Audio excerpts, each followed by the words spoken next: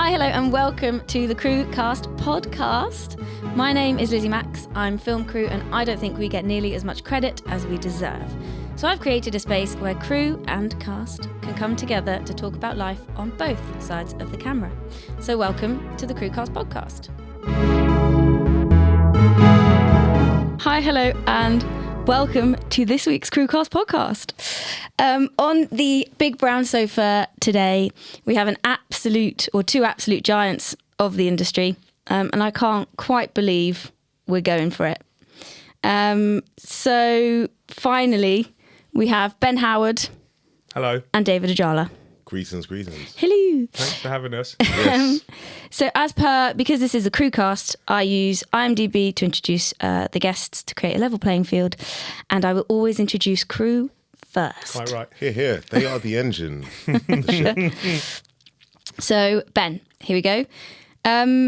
Your IMDb actually blew me away. Do you know how many? We probably don't, but you have a staggering... Can we guess? Yeah? Let me see. Ben Howard, how many? How many what credits? Uh-huh. I'm going to... I reckon it's about 50. 48. 74. Go on. 74. Go on. 74. Are they all mine? Are you sure? So solid, man. your first one dates back to 1998 as a crowd runner on Martin Clunes' TV movie Touch and Go. Yeah, that's right. Wow. 98. Yeah. There's a throwback. Looking up in them, a credit that really stuck out for me was third AD on the additional photography shoots of what I think is easily one of the best British movies, Bridget Jones' Diary. Fair play. Of all my credits, that's the one. Wow. It's a good one. It's a very good one.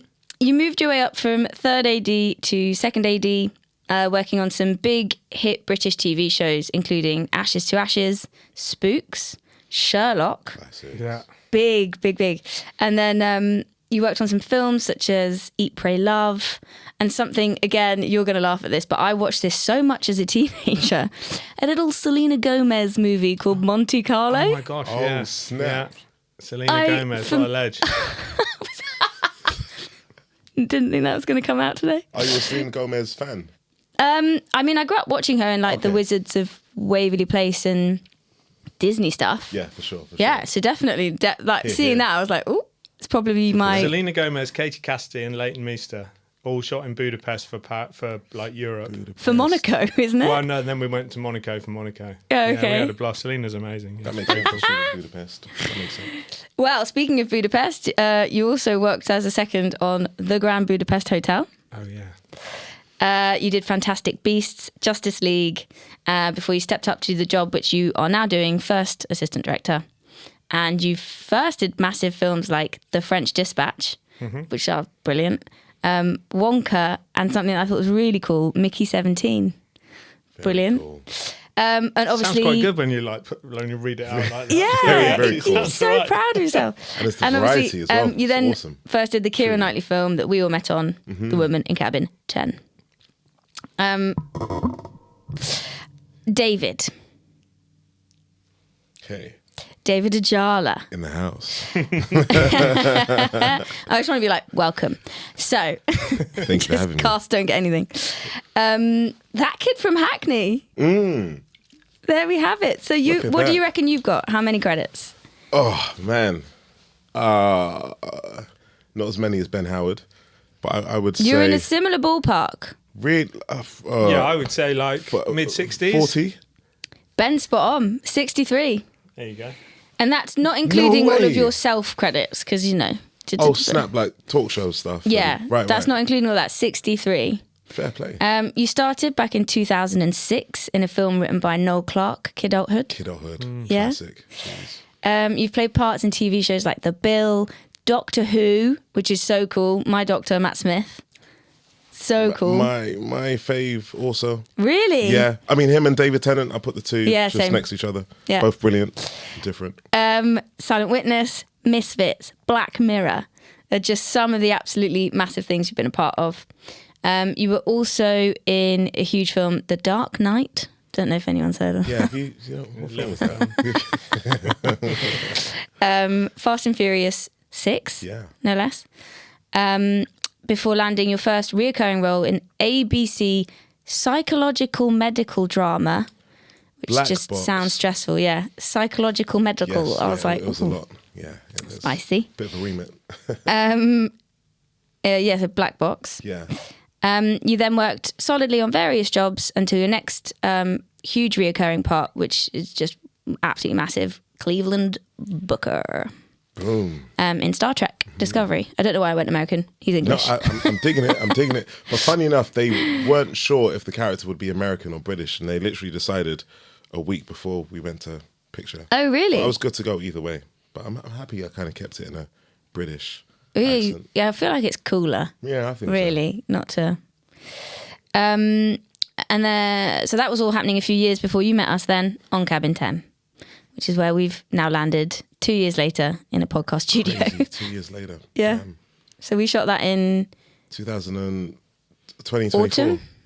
autumn Yeah, 24? that's right. September to November, nearly December? Christmas, yeah. Yeah. something Yeah. around there. As we're doing that, let's set the scene. So, Hold on a minute. In the meantime, Oh. he's gone off to America. Doing some stuff. Yeah, he's done a bit, Yeah, he's been that's not busy. I mean, the latest thing is a huge thing, right? Yeah. I mean, kind of, just it's a little, fun. Bless you. Just a For little, sure. Do just it. Go. just a little Go. tiny TV show fun. with iced tea. I mean, Which my is God. fun. It's crazy. Like this Londoner from Hackney, to be specific. yeah. Is playing a detective from New York in Law and Order. And it's funny, whenever I have to play like a character that is serious or has a very healthy moral compass or whatever, like I always feel a bit embarrassed because I don't take myself too seriously. And then I have to play this detective. Take the flowers. I take such immense pride in British actors going to America and playing Americans better than Americans do. Crazy. Oh, Damian Lewis in Homeland. Damian Lewis. Right? Basically. One of one. Set the, A1. you know, and all those other, you know, Band of Brothers, all those Yeah. guys Oh in my Band God. of Brothers that was There's a made here. throwback. But also, you know, like Matthew McFadden in Succession, you know, Tom in Succession, that Yes. character that he held down. We're so good at playing Americans. brilliant. We're actually, but anyway, take the flowers. I'll gladly take those flowers. Absolutely. Why not? It's fun. We enjoy it. And to be fair, not playing it down or oversimplifying, we are exposed, to a lot more American culture than our American counterparts exposed to like British culture. Yeah. So when it comes to understanding the accents, we hear so many different American accents that we can really kind of fine tune and go, oh, this guy should be from New York. Oh, he should be from Brooklyn. Because we just have more of an arsenal. what's Through how osmosis. Brooklyn? How twangy? Like, I mean, my vibe was, instead of like focusing on the accent for the character, I thought I want to play this guy who is like a chameleon who can switch code in any environment. So if he's in the Bronx, he knows how to speak with people from the Bronx. If he's in a barbershop, he'll speak to those people slightly differently. When he's working, he speaks differently. And that kind of helped me to just find more nuance of the accent. So he is, as Bruce Lee would say, like water, supple and fluid. Nice. A chameleon. Yeah. Oh. Well, let's talk about Cabin 10 now, I guess. I'd rather. Let's do that. Cabin 10. Do you know I still have the sketches that we were all given? Because we had to wear the sketches. Oh, the shoes. Yeah. Oh, the boat shoes. boat shoes. We had to wear them on the boat with like an over. Yeah, Coat that's right. So this is thing. part of the bigger logistical nightmare That was a as lot. was It was a lot. of filming on a On a super yacht. $180 million, Jeez. whatever Super the price of, you know, Savannah, Yeah. the yacht of yachts. Well, so we're in Weymouth. Yes. We're in Portland Harbour. Yeah. Cold Sea. At the end of a long stony pier is Savannah. That's right. Yeah. How so the did we producers, get to there? be fair, yeah, Deb Hayward and Richard Hewitt, with the help of obviously Simon Stone, the director, and Ben Davis, who went out with them on those scouts where they went, they travelled. Tough job this was, going around a few weekends all around. They went to the Caribbean, they went to the Med. I didn't know and this. They just basically checked out a load of super yachts Oh my gosh. over a few weekends, which sounds like a nightmare. But That sounds like hard work. they did loads of work in the background, getting the owner, the company that was like hooking us up with the boat, and then the captain and the XO to deal with us. So they had loads of work in the background. So when I started, I had like 12, 14 weeks prep. When I came on, we were just starting conversations with them about how we were going to manage to film on a boat. We had the beginning of the schedule was probably, it was across maybe 3 or 4 weeks. It was about 17 or 18 days we were going to shoot on the boat and get all the scenes, on. That's a lot of days. On the boat. Yeah. Going out every day, not staying on it, but turning up, loading on, going out, shooting all day, coming back, getting off. Across those, whatever it was, 17, 18 days. And we were in a situation where it cost so much money to rent the boat that we had no wiggle room, like zero wiggle room. With filming schedules, obviously you're in a situation where you might have a day, half a day to go over. Wiggle. There's a bit of kind of wiggle room. We had zero wiggle room because the thing was going off to be renovated. They were sending the boat off to Italy, weren't they, to be have Genoa. a complete refit. Yeah. Like 20 million euros spent on it to be refitted after we'd been on it in order to put it on the market to sell it. Because I think it had come to the end of its life with that current family that owned it. Right. Which was a Norwegian family, I think. I seem to remember. Anyway, so we had to develop this new way of working because obviously, filming, we've all been on sets and we've all done lots of days filming where you just kind of walk on set in the morning, you get ready, you work out what you're going to do, you do it, and then you walk off set and you go home at night, and that's how it is. But if you're throwing into, the safety aspects and the kind of, you're basically working around an incredibly expensive, almost priceless, like piece of art all day long. And if you've got, 70 crew, was that? Jeez, it's busy. 20 actors. It was an ensemble cast. Everybody, of course, everybody's in every scene, and you're having to deal with, costume changes, The amount of kit. the amount of equipment, getting the Yeah. camera, Kit. moving the Big deal. camera around. How are we Yeah. going to move how are we going to do tracking shots? Moving the camera on the floor. Yeah. How are we going to work, basically? And so we spent our prep coming up with a plan to, we just basically had to lock into a plan that was not really going to change. There was very little wiggle room in terms of organic. There's no way we were turning up in the morning and saying, okay, let's rehearse this scene and then we'll work out what, we can put the camera anywhere, and we had to be very specific about what we were doing, scene by scene, area by area. It didn't feel rigid though. No, so As I'm just hearing this, so that's a testament to you guys. Yeah, there was. It's interesting because Simon Stone, the director, he comes from a opera and theatre background, and he's very, I won't say loosey goosey, but he's more. He I'm sure is more comfortable in the slightly organic space of working with you guys, being able to say, go where you want and do what you want, and then we're going to work around you. And that's something that we, as support for the director, it's important for us to try and make that happen for you guys.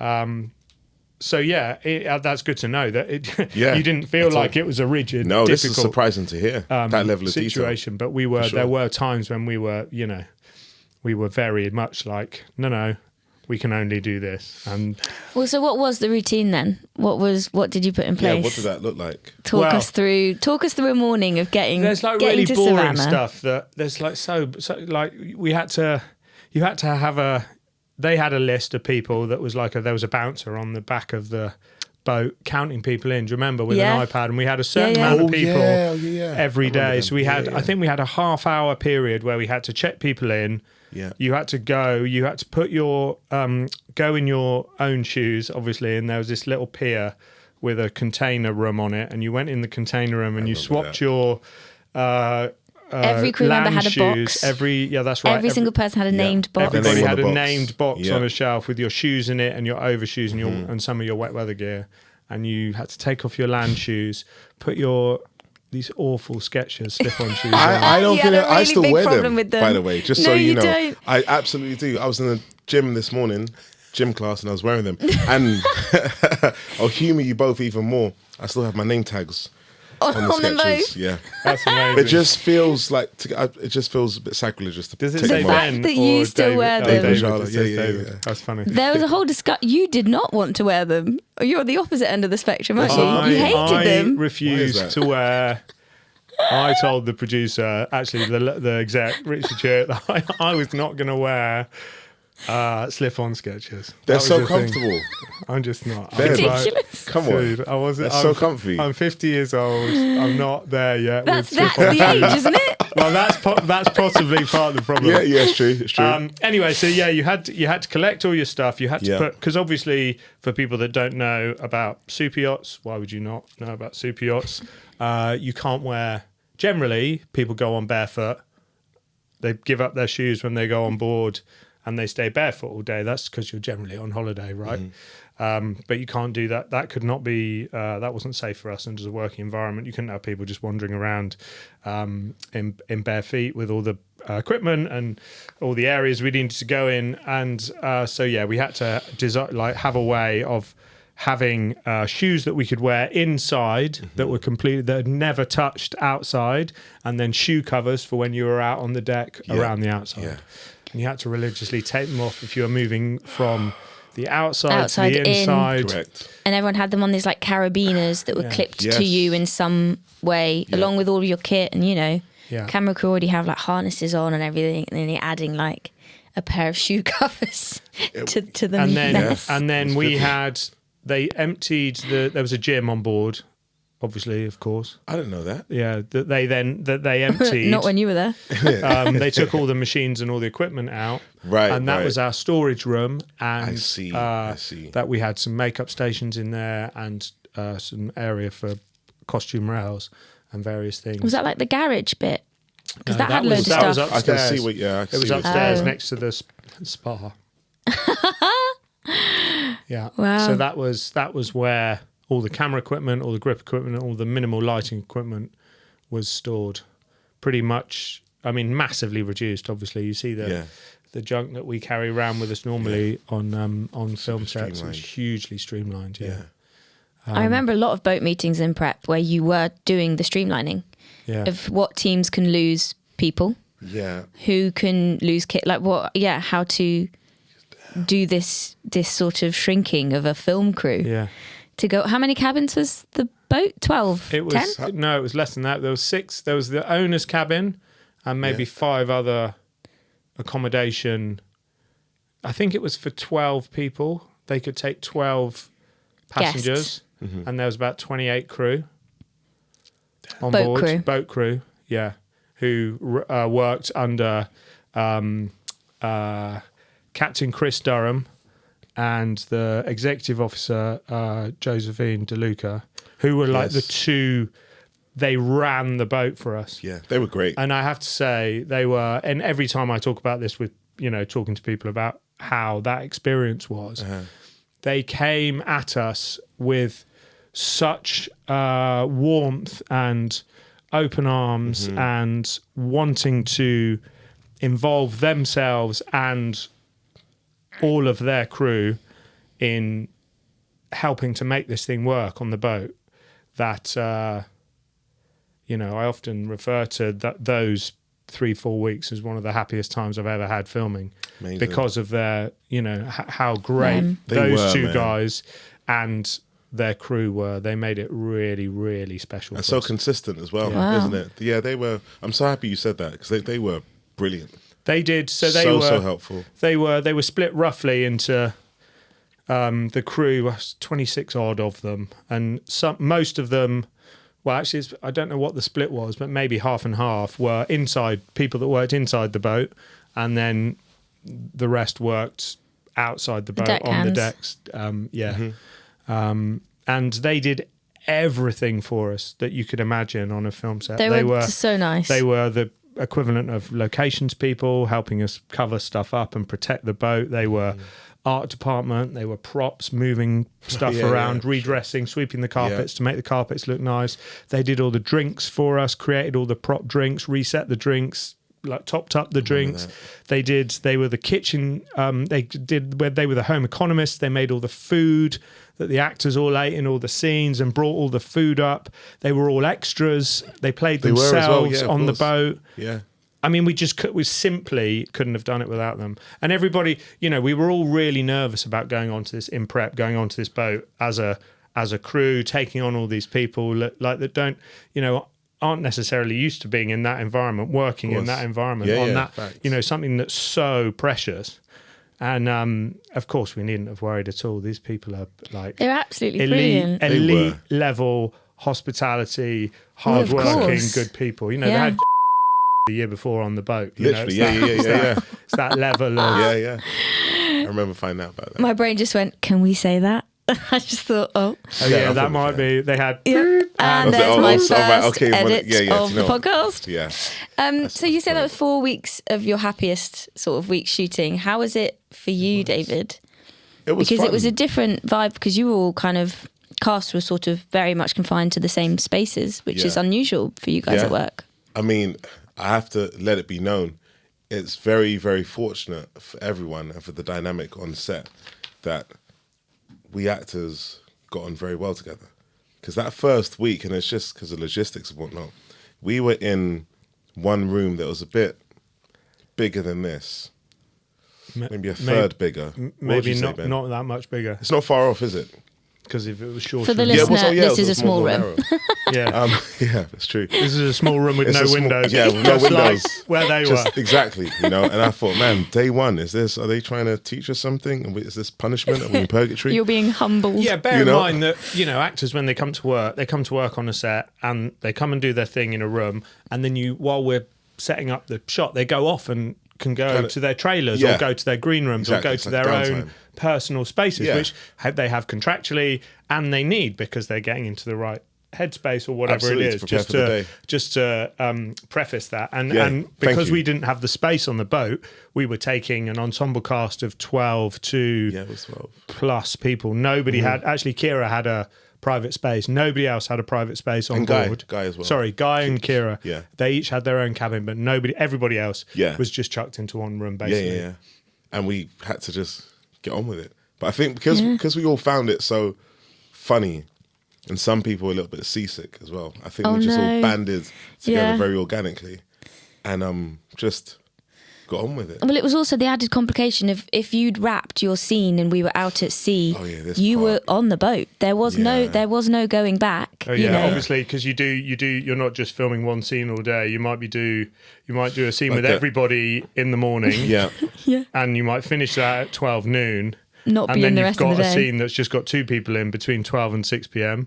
And often, we didn't want to set a precedent where we were, shipping people back halfway through the day because for insurance purposes they didn't want to do boat-to-boat transfers during the day because although you're stepping over off a swim deck onto a rib, that's obviously when if you're increasing the risks and stuff. That's if you do it multiple times, if you do the more times you do it, someone's potentially going. It only takes one wave to knock, and somebody who's not used to it could very easily go in. Well, also it's just harder. The more you control the environment, the less havoc is going to happen. And if you've not got, I can just imagine it have turned into an absolute herding cats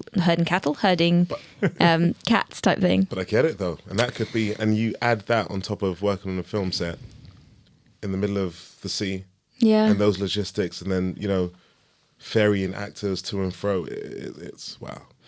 So you were speaking of Captain Chris earlier. I had man. him on the phone earlier today. Oh, is it? He sends his love. Oh, bless him. And funnily enough, before we started recording, one of the first things David said to Ben was about his jumper collection. And Yes. Chris wanted to say how phenomenal it was. It was one of the first things he said. He was, please tell Ben I'm jealous of his jumper collection. Look at that. They know. Look at you. They know. If you know, you know. And if When you you- don't know, now you know. now you know. In my eyes, you have one pink jumper, but Yeah. It's the burnt orange jumper for Really? me. I was I mean, like, yeah. I would that's- rather Captain burnt Chris orange. remembered me for, the intense conversations that we had to have. he did also Morning- say... Morning and night about the weather and, Oh, what we were jeez. able to do with that boat and whether Yeah. we could even take it out to sea and where we could sail and all the kind of technical difficulties that Those were thrown up logistics. by working on that yacht. But Yeah. fair enough. No, he just didn't liked my mention pink any of jumper. that, actually. He didn't mention any of that. He just said jumpers. Fair enough. No, he did. He mentioned the morning routine, which you probably wouldn't have seen, David. Every morning in the bridge, you guys would basically gather and have like a powwow and sort of pray to the weather gods. And Chris Well, it was sort of me. saying... It was me, Captain Chris, and Ed Livett, who was the marine coordinator. Yep. And the three of us were kind of, Deb was there as well. Deb used to come, and Richard Stewart, and we would stand on the bridge. And to be honest, these conversations had started by text message at 5 o'clock in the morning, to kind of start thinking about what the weather was doing. And Chris would obviously have a steer because he would be up and would know that was his job, that he could look at the long-term weather forecast first thing and be like, okay, we can't go out today, so what are we going to do? And it was just that. We had a bunch of scenes that we could shoot docked, and we had a load of scenes that we hoped to shoot out at sea. In the story, for those that haven't seen the film, the boat's supposed to be travelling from the UK, I think it's Southampton, to Norway in the movie. So we were obviously wanting, when we saw off the side of the boat, we wanted to have a horizon and skyline and obviously look like we were actually out at sea. Which caused problems when we couldn't get to sea because of the weather. And I think the thing that I had underestimated perhaps was how much of what the margins were for being able to get off the dock. So this massive boat. Right. The problem was getting from being docked to 50 metres away from the dock or 20 metres away from the dock. Once you were off the dock, you could pretty much go anywhere. But Captain Chris was very, this boat was unbelievably precious. It had never been scratched, it was like mint perfect. Jeez. And they didn't want to have any difficulty, even like hitting fenders, they didn't like doing. Jeez. So we, any kind of situation where we couldn't get safely off the dock, we couldn't shoot. Couldn't do it. So we had all of you guys, That's the tough, whole man. cast, That is tough. in hotels in Weymouth, basically on a standby for the whole time. We just told Because the everybody weather, I we remember needed that. everybody around, and we would do whatever we could to obviously shoot people out and be mindful and respectful, but also we were at the mercy of the weather. We had that for Like a few nothing days. I else. remember that. Yeah. yeah, That was tough. and it changed. It just Yeah. changed constantly. It's a lot, isn't it? That was tough. David, if I was to say camera marks to you, what would that mean? Where would you go? You see, I'm old school. I mean, I wouldn't even say old school. It's just I like having marks. It's no issue for me. And in spite of myself liking having marks, I just think about the focus pullers and for the crew. It's just easy for them if there's marks. But our man Simon Stone sometimes likes to work without marks.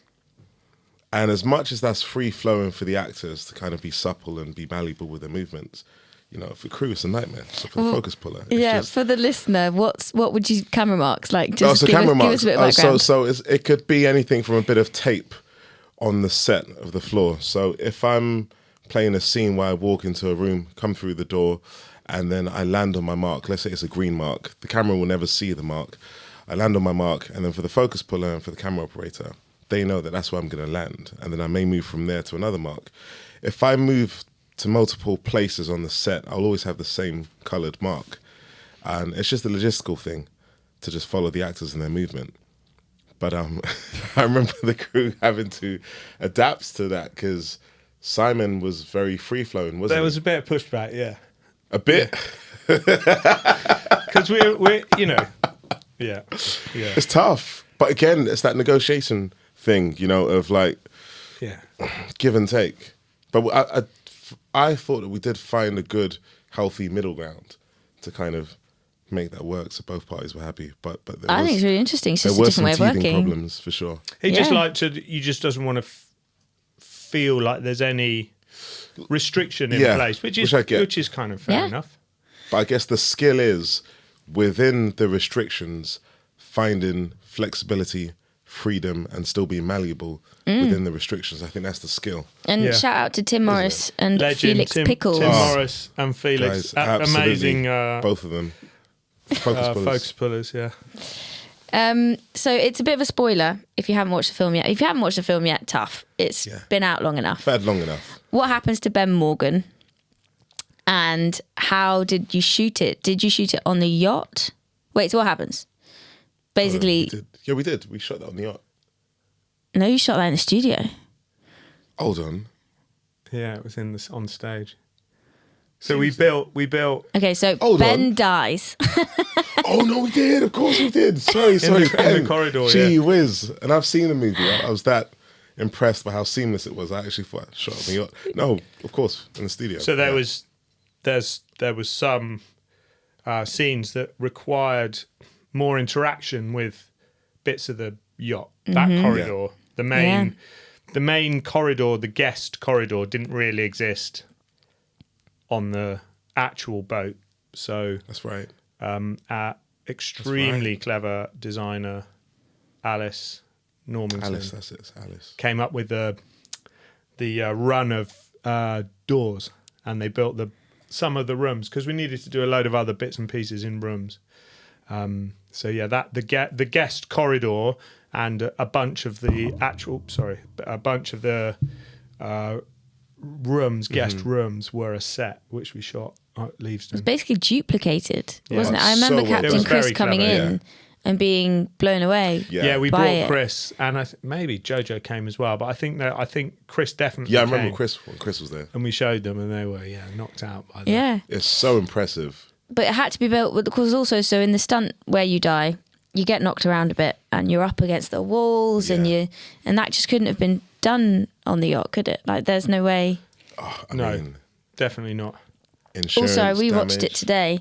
You like gob a load of blood. It's really grim. I was That was like, my idea "Oh, as well, Really? I remember speaking to Simon Stone and I thought, like, this death scene, quote unquote, should be absolutely impactful, and like it has to come at a cost. That sacrifice for Ben Morgan to, be the sacrificial lamb, so to speak, it had to be more than believable. We had to transcend, I believe this guy's dead. We need to lean into, wow, he really did that for her. So it needed to transcend just being a death scene.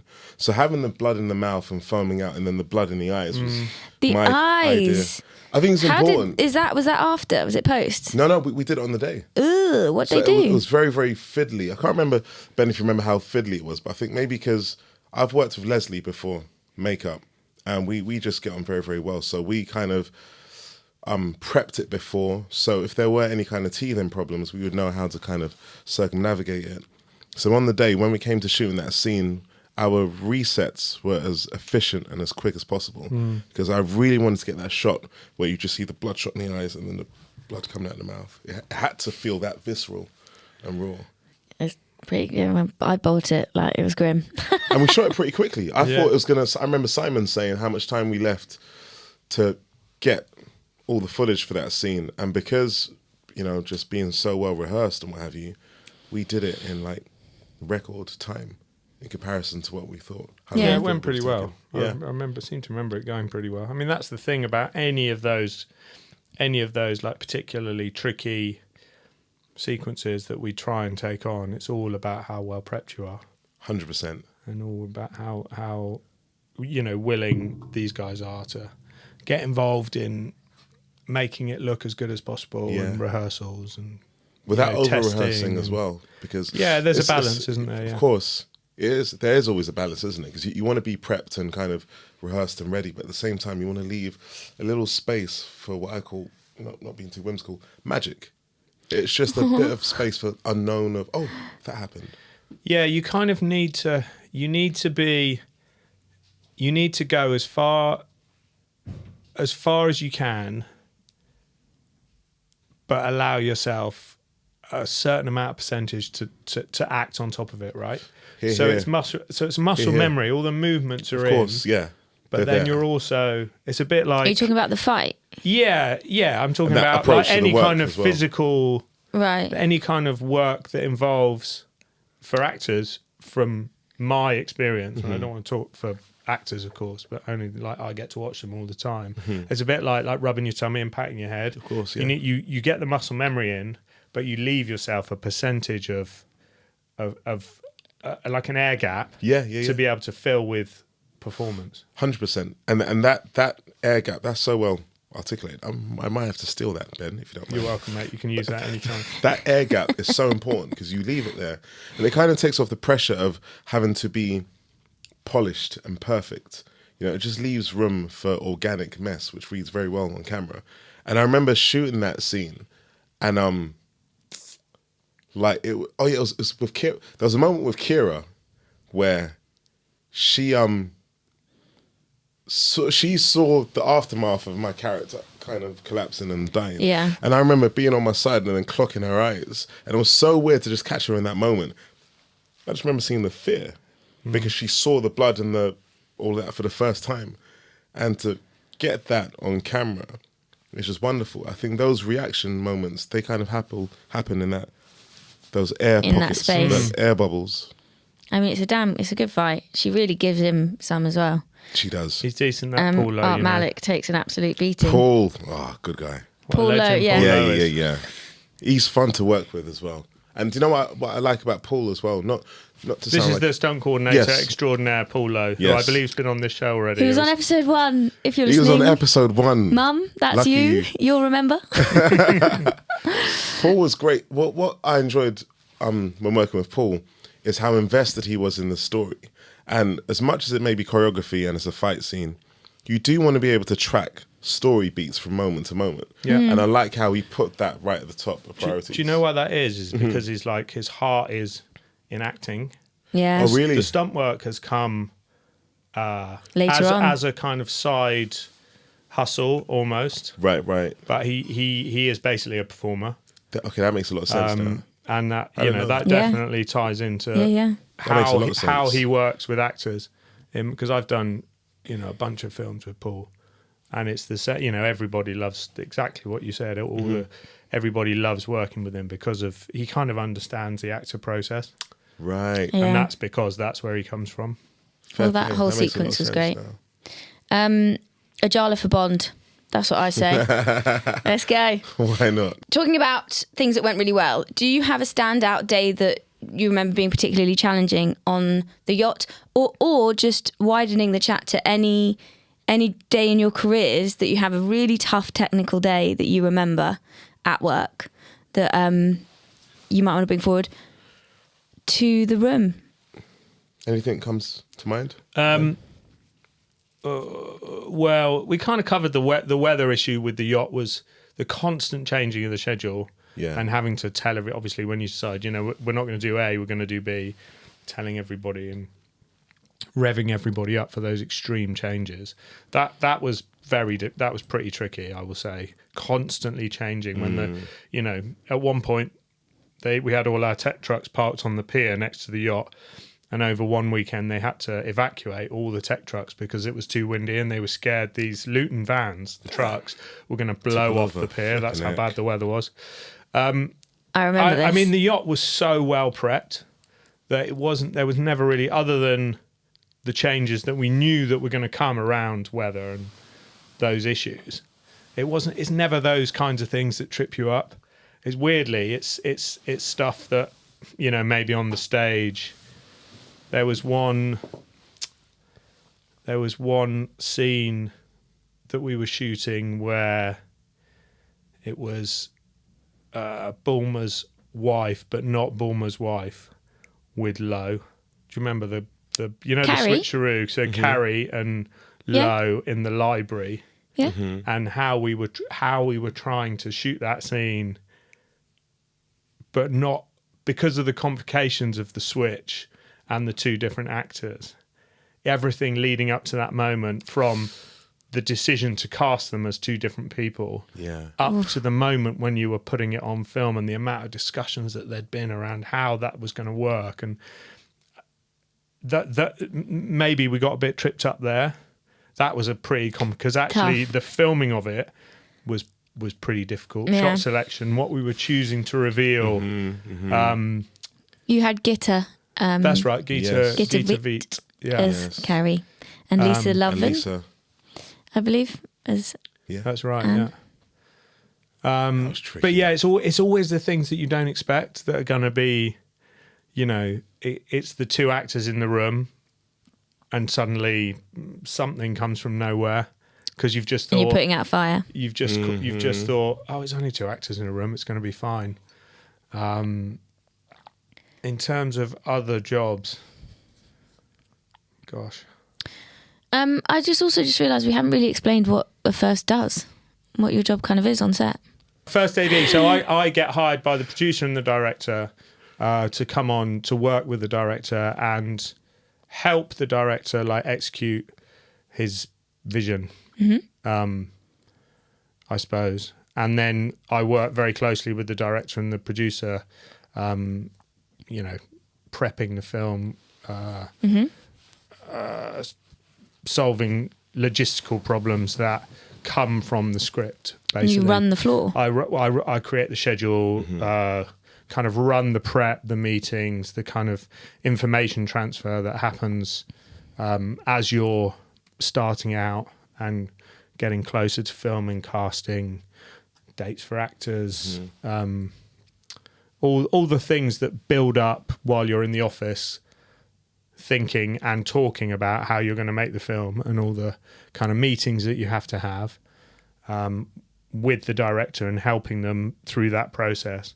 And then when it comes to the set, I'm the guy who basically runs the set for the director, like a stage manager. Well, because a lot of the people, especially in movies about movies, a lot of the time it's the director shouting action and cut and all that stuff, and actually it's you. Yeah, it varies director to director, Yes, to be honest. But yeah, it's just this, people don't really know about your job. yeah, I love saying action. You. Yeah, That's the most Yeah. AD thing. yeah, I love saying action. I used to love shouting rolling, to be fair, when it was a really, really big scene and there's Yeah. so Yeah. much going on. Like you're in the middle of London and you've got bombs going off, or Yes. like rain machines, and you're like, ah! That is fun. I remember your actions. I remember you were good at reading the room with your actions, and it's a tonality thing. Because sometimes, and it's such a small thing.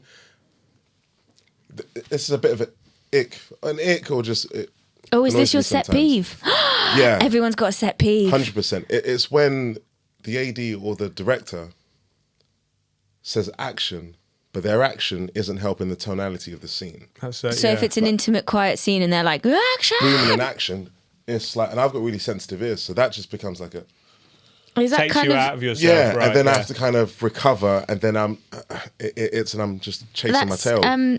similar to the board as well, right? Because you get clapper different. board. Yeah, But they that's know so when to true. do the board, that is 'cause so you can do true, a loud 'cause board, knowing you can how do a quiet that is board. So true. But there's always the way that the process goes when you're ready. The first AD says turn over, which rolls the camera, and the sound guy presses record. Speed. So and they both say, so the focus puller says camera speed, soundman says sound speed, so everything's running, everybody's ready, and then that's when the clapper board, the second AC, goes in with the board and puts the board in front of the camera with the slate number on, so you can track what you're about to do, and then they announce the whatever the slate number is, and then they clap. a focus clap puller will the shout, board. mark Yeah. it. And he says, mark it, and they clap the board. The second AC runs out, and then you're ready, right? So then you go, and action, and that starts the scene. So there is always a pause between the board going And the on action, yeah. and the action. But yeah, I know what you're saying. There are directors who obviously think that they're the only people on the planet that know when the actors are ready. It's funny. Mike Lee he says turnover. Right. Working with Mike Lee, He maintains that he is the only person that knows when his actors are ready. So he'll read the room. Yeah. And, you know, he knows. Hats off, the legend that he is. Yeah. He says turn over, and he'll say action, or when you're ready. That's when you go. He says it. But you do. I think you do have to be sensitive to that. I think so. Definitely. And it's not. And I don't think.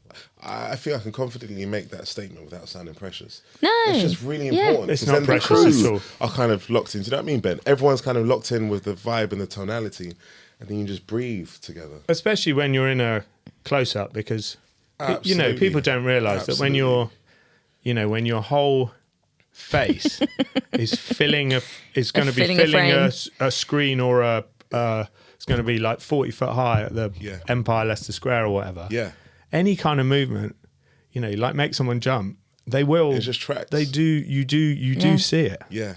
I've never heard a quite as quiet, or like the thick silence between the action and like the beginning of a scene. Yeah.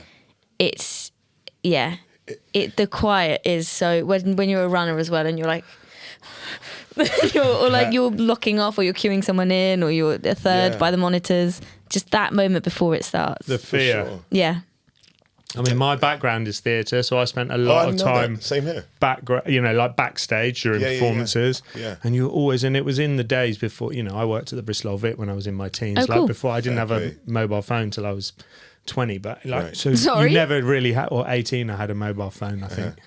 So I was never like wandering around backstage worried that my phone would go off. But I do on set now, even now, I'm like, you're in the middle of a like really quiet scene, like a really intimate moment. Yeah. And you're kind of like, is my phone on silent? I did. Horrid. I did a job. Is my watch about to go? Horrid. Is my watch your about watch to go? goes. I did a job recently. I'm not going to say any names or anything, but the first take on the first day, and someone stood very close to the director's monitor's phone, rang loud. First take, first day. And I've never seen someone leave a soundstage So quicker. They just left the room. And the director was amazing, just didn't even acknowledge it, because I think obviously they know whoever's phone went off, you just would rather just swallow. Beyond mortified. I don't take if it was a room like this, I leave my phone outside now these days. I have on airplane even mode. now, like 25 years in or whatever, I'm still petrified that it's going to be me. It would be I can't be the one. It's because of me that we go my again. phone going off that we go again, and especially like actors to actors as well. Even more so, it's just I can't. I just because it's so distracting. It just, and look, accidents happen. We're all human, of course, but to hear a phone going off in the middle of a take, awful for everyone involved. I saw a video last night on Instagram of Rosamund Pike on stage calling out someone in the audience at the theatre for texting during what a the hero. show. And at the curtain call, she stopped everyone and was like, well, she didn't actually specifically refer to that person. Right. But she was like, just so you know, there was somebody texting, and it might have been a life or death moment. It might have been really important. I hope it was, because... Fair play. Oh. Fair play. Again, that is you my never ultimate know. fear, being in the theatre and like, is everything off? Is it really off? Rosamund Pike calls you out. Fair play. That's so well handled by amazing. David, do you have a challenging day or a favourite day on set? Because I know you're in. Well, I mean, you've been in so much, but if there's a fun. Do you know? I remember a moment. I'll share two moments. I'll share one on stage, which was amazing. I did a play, 2017, at the Donmar Warehouse called One Night in Miami, which later became a movie. Won an Oscar. Got nominated for Oscars, and I remember doing that play, believing in the play. Hadn't been on stage in like 4 or 5 years, and I was a bit nervy, because my thing is like doing a play is almost like having a passport and then getting my visa stamped. It's like it keeps me just like locked in and artistically legitimate for me personally. just for me personally. So doing a play minimum every 3 years is important. But doing this play at the Donmar Warehouse, I hadn't done a play for 5 years. So I was to myself, doing the play, rehearsing, feeling good about it. And I remember when we did our first performance and got a standing ovation. And we thought, oh, that's amazing. But not that we do it for that, but that's amazing. And then we got a standing ovation every night. Oh, wow. For a 2-month run. And I just remember feeling just the joy of it. It wasn't even like, oh, we're amazing. It wasn't that. It was just the joy that these people in this moment who are strangers, maybe some friends, celebrate this storytelling and the origins of storytelling, you know. That was a really proud moment for me on stage. In front of the camera, yeah, okay. I remember there was a TV series I worked on called Falling Water. We shot it in New York. And there was this particular scene that we did. And it was the 2 shots, myself and then this other guy in the scene. And it's a really intimate scene because it's my character talking about some of the things that he's kind of going through. But he's speaking about it in a way that's almost like the third person. So there's a detachment, but he's obviously speaking about himself. And during this scene, in the background, fireworks went off. So you couldn't hear it, but you could just see them. And it was just such a special, special, special moment. And I didn't know that any of this was happening behind us. And because it was so special on camera, they were like, we're rewriting the scene a little bit. And we're absolutely using that take. So it wasn't special because of anything I'd done. It was just the magic of things just happening Of the in moment. Nice. Yeah, that's really nice. Ben? Can I do my favourite? Yeah, I was about to ask. Oh, okay. Go. I think so. Most of my like favourite moments on set probably come from when I was lower, like a third AD. Right. Bit less pressure. When it was all a bit newer, Bit more fun. Right. and it was all you were running around in your 20s, doing loads of working with all different people. You kind of more like bit more variety of jobs maybe because you might do 3 weeks here and 5 weeks here and 2 weeks here and then 6 weeks, 10 weeks here, whatever. And I was a third AD with Josh Robertson, so I met Josh. He was the second on Topsy Turvy in 1998. That was the first big film I did. He was the second AD, and that's when I met him. And then I was a runner when he was a second. Josh Robertson's like a big time first AD for those that don't know. And then I was a third when he was a second, and then I was a third when he was a first, and then I was a second when he was a first. So I worked with him in all the grades. And we did a load of really fun jobs. But I do remember there was this one, there were all kinds of things that we did. But as a third AD, we were doing a film that Nick Love directed, his first film called Goodbye Charlie Bright, which was Paul Nichols and Danny Dyer and Roland Manookian and all that gang of, they were all in their early 20s, all these up and coming guys who've had fabulous careers since. And it was Nick's first film, who went on to, Nick's made, so many an incredible films. body of work. And we were there was this scene between Paul and Roland Manookian it was all set on a council estate in southwest London. So it was all supposed to be like Kingston around there. It was on a housing estate, and we were shooting on top of one of the low rises, and it was a two-hander, a scene between the two of them, and it was the Friday of August bank holiday weekend, right? And we got it was a crane shot that Nick wanted to do, so he wanted a crane up there because he wanted to be all the way around them and then see what they were looking at. And so we had a massive pre-call. We got the crane upstairs and we got all the equipment, and we rehearsed, and it was like a 3.5 page dialogue scene. It was like a really intense scene for these two actors. And we got rolling on it, and the whispers were that it was going to play as a wanna.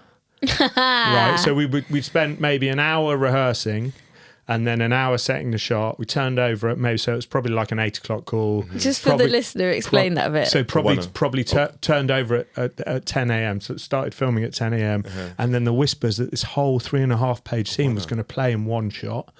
And this was the Friday of August bank holiday weekend. So that potentially, if this went well, it meant rather than finishing on the Friday of August bank holiday at 6 or 7 p.m, we'd be finishing at lunchtime on a Friday with the whole weekend off, including the bank holiday Monday. Oh, yeah. And anyway, so we got this, really good scene. The shot was amazing. Played in one. It did play in one. We finished by like 1 p.m. and everybody went on their way, having done a really like brilliant bit of work, a really good scene in one shot, and everyone got to go home early. And then have a 3-day weekend. I love that. That's your highlight. That's a touchdown. Someone- Also, Especially for the there's all kinds of That's other so things, good. like closing down Trafalgar Square and like running around doing Yeah, big but a fun. runner and finishing at yeah, lunch. I know, especially yeah. for the crew, for morale, it's a big deal. That's It makes so a rare. huge It does. difference It for does. people to, because you're all working so hard and Absolutely. Mickey, 17. Oh yeah, Go Director Bong It must have Joon-ho. been fun. I haven't seen the movie yet. Yeah, is so good. Looks like wonderful. It's mental, but in like the best Yeah. way. You know how there's not enough of those new films That coming fun. out. There's Yeah. not enough of that type of film happening. fair play to Warner Brothers. They gave him a significant amount of money to make a film of that genre. Yeah, I would say as a whole filming experience, working with him and on that film with those people, probably the best experience of my career. Yeah. Wow, babe, love that. Not He's the in- 4 he's- weeks in Weymouth. Sorry. He's an extraordinary human being. He works so hard and is so precise about what he wants to do, which I'm not for my surprised. brain and my, the way my kind of the precision side of my brain works, it was like a marriage made in heaven, because he storyboards every shot, so you know exactly what you're doing, shot by shot. You can schedule by shot. So for an AD, the person that's responsible for making sure it all fits, you can know exactly where you are in the day because you've completed a number of shots. What was like the biggest day you had on that? In terms of, what do you mean biggest? Size of like just loads of crew in, loads of stuff going on. We filmed Just- at Warner Brothers lease a place in Bedfordshire. You know where they used to build the airships? No, It's but called... go ahead. What's the name of it? It's gone out of my head. In I have to look it Bedfordshire? up. Yeah, there's an old airship Aerodrome? factory in Bedfordshire that's like 40 minutes north of. Is it with the domes Leavesden. where they did Wonder Woman? Yeah, possibly. No. Oh, anyway. They shot. Batman Begins used it. I mean, it's used all the time. Warner Oh, so Brothers it's been have used around it for a loads. bit. Yeah, what's it called? It's just gone out of my Bedfordshire, head. It's the first I'm hearing of it. Bedfordshire. It's just gone out. The name of it's gone out of my head. I'll look it up. Mm-hmm. Anyway, so we took over half of these ginormous. They're huge. Because they used to fly airships in them as they were building them. It's got like an enormous high ceiling that the roof of it is so high. The hangar roof is so high that the moisture. It basically has its own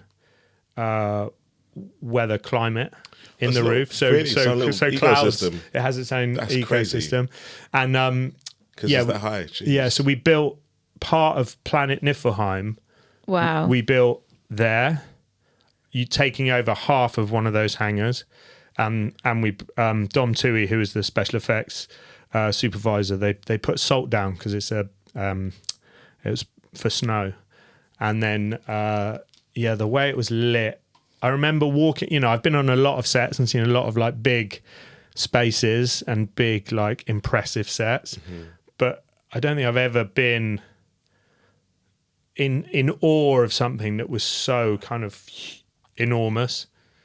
And obviously they pre-rigged all these lights. It felt like it went on forever. You were there. Where every like all of your field of view was this planet. It was all That's planet so and all cool. kind So of impressive. white out, and then at one end was the end of the spaceship which had like the ins and outs, so we could get people in and out onto this. And that was that was That's so cool. pretty special. Oh, you must have had a bit of that on Star Trek.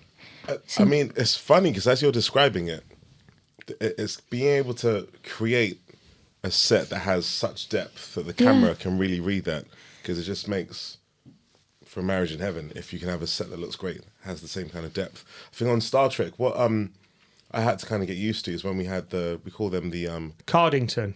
Sorry, Cardington. it's just come to me. Bedfordshire. Yes, Cardington. it's called Cardington, and it's I the was old. looking it up and it came up and I was like, no, it can't be that.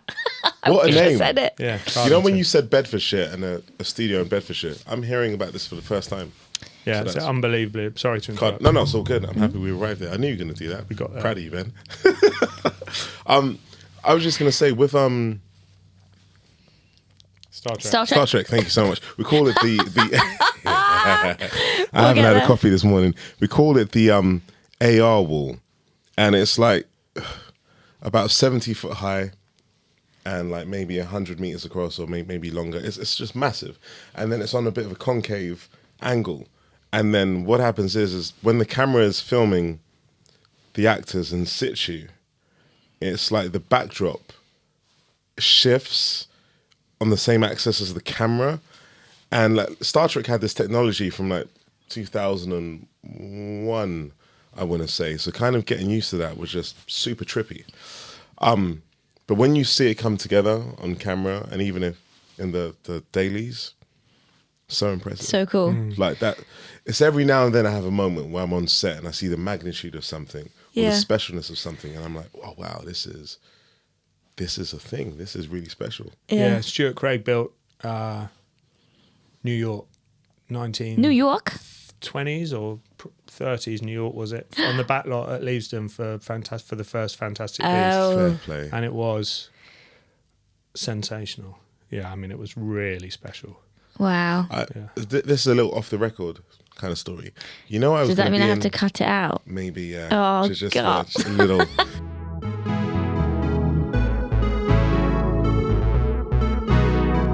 If I was able to speak about this on camera, I would have said, Miss Robertson, my French teacher from secondary school, how you like me now? We can't. Anywho. We can just leave that in and Or keep it maybe you cryptic. can, yeah. Whatever you think could be kept in, I'm happy for it to be in. I don't mind at all. Oh, well, we're coming to the end of the hour now. It's No way. absolutely, Wow. flown by, but Do you know, another thing I wanted to just add and speak about? When I speak to a friend of mine and he was asking, what was it like working on set, specifically of The Woman in Cabin 10? He's a fan of Simon Stone and of Guy Pearce. And I was saying, what impressed me so much about this ensemble of actors is how well prepared everyone was. yeah. That there was no kind of, let me kind of fudge it. And then when I say fudge it, I'm not saying that in a disrespectful way, because different actors have the different approaches. But I think working with Simon Stone, you have to be quite prepared, because he's the kind of director that if you're prepared enough, he'll encourage you or give you an invitation to elevate everything, and he'll make sure the infrastructure can facilitate and support that. Seeing Kira, sometimes when she wasn't on set, she was in her little tent thing. I don't know what the name is. Easy up. Her Easy Up. That's what we're here That's to an learn American about. thing. Is that an Americanism? Easy Up? Well, that's what we call them. It's What's what the they story are. It's behind the it? actual. It's the brand. name. It's like the Velcro. brand Oh, is that name. the name of it? Is that what It's it like is? a Hoover, yeah. Okay, right. So she's there diligently going through her material, not just for the stuff that she's going to shoot later, but for the next day and the next day. Guy Pearce as well, just so prepared. And one thing that I've kind of learned through, and I've been blessed to work with some wonderful actors, known and not known. And the one thing they all have in common is their approach to the work, that they're there to serve the story, to serve the other actor, and to be a team player amongst the crew. And their level of professionalism. It's always consistent. The best of the best that I've worked with. Yeah. And that kind of reinforced it for myself, that you can be a consummate professional. You don't even have to be, I'm not even talking about kissing asses, like respectfully. You can just be very, very neutral, not overly warm, not overly cold, and still be well respected Yeah. Of if you course. show up properly to be a team player. And those guys And kind I of will say, reinforced for it you, for me. it was great with, for me, because like I suppose I'm the voice of the crew on set. So I'm charged with like running the crew, keeping the crew safe, getting the crew through the day with the director. And often, you know, you look for somebody in the cast to mirror that in terms of being a leader in the cast. And so, you know, sometimes that can be the person that's number one on the call sheet, can be the leading man, the leading lady, whatever, but often sometimes it isn't. And it felt like to me on Cabin 10 that you very much took on that role. And it was, you know, you were very consistent in terms of, you know, hugely reliable. You always came to work, obviously, having learned your lines. You were on time and you always had something to offer. You know, those are the three things that Tom Hanks in that famous quote says, you know, those are the things you need to turn up with. Yeah. But also, you know, being able to put people at ease and bring good vibes is really important, because not everybody's coming to set, like we spoke about earlier, with different like levels of mental health and different everybody's got other stuff going on in their lives, and that's the whole of the crew, and that's also all of the cast. Everybody's human beings at the end of the day. But to be able to look and know that, you know, there's a really solid person there, I really respect that. Appreciate from it, you, and you know, it didn't go unnoticed, let me tell you. Appreciate it, man. Absolutely, man. No, absolute joy being in that film and involved and enjoying it. And you know, as well, to add to that, it's absolute name dropping, but it is what it is. When I worked on The Dark Knight, the actor for me that kind of set it into motion of being well prepared, being available, and I'm not, do you know, when I say this, I'm not talking about someone being like a social butterfly or anything, because Heath Ledger he could be mistaken for being quite shy almost. But like his I didn't know who you were going to say then, but he's one of one. He's one of the finest, most available, supportive team player actors I've ever worked with. That's such like he set the bar standard for me so early on. We're talking from like 2009, you know, and that kind of just, I always kind of have that as my as the bar. Yeah. And like kind of focal point. That's to like this my North day, Star A Knight's almost. Tale is probably one of my like top 5 films, easily. A Knight's Tale, A Knight's Tale. What a guy. Bridget Jones, number 2. Monte Hey. Carlo, number 3. What a Citizen Kane. Look at that, reeling them off. Well, This has been fun. thank you Yeah, so nice. much The for hour finding the whipped by. time. Thanks for Honestly, having us. Yes, thank you. I will bring you back. Oh, I'll happily. be ready. Thank you, chaps.